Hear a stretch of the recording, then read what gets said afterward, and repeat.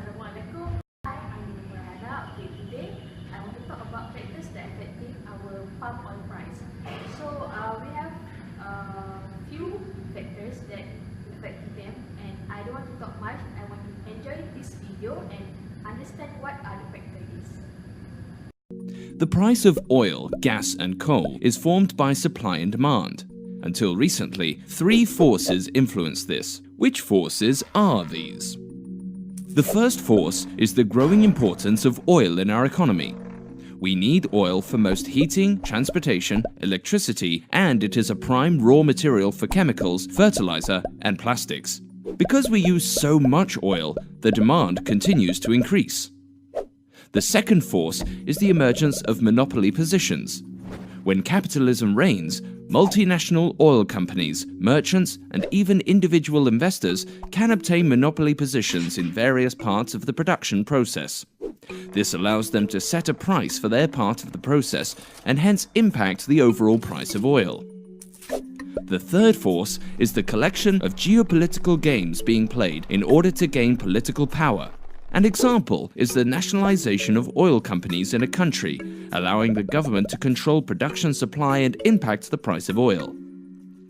So, these three forces have always determined the price of oil. At the end of the 20th century, a fourth force has entered the scene.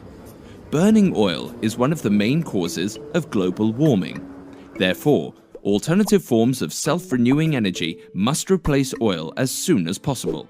For this to happen, the price of oil should be higher and therefore fairer than it is now. This would make renewable sources more attractive to use. However, the price of oil still seems to be controlled by monopoly positions and geopolitical games. So who is playing these games, keeping the price so low? You might think that multinational oil companies like BP and Shell are in charge. In reality, there are many more national and international players in the oil game.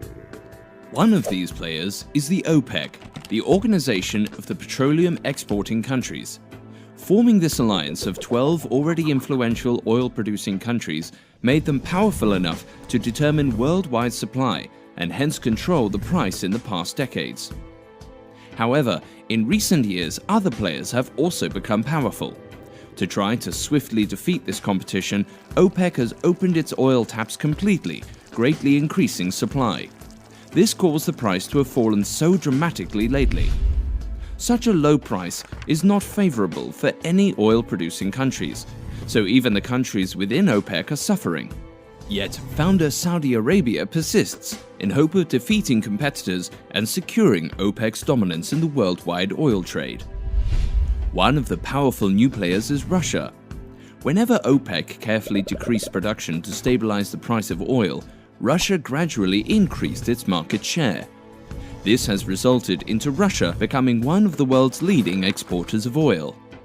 Another major player, China, uses different tactics. Instead of taking on the competition, they economically stimulate several poor countries, mostly in Africa, in exchange for the rights to drill there and import the oil directly to China. This allows China to keep most of their oil trade away from the world market. The United States was always highly dependent on OPEC for their oil.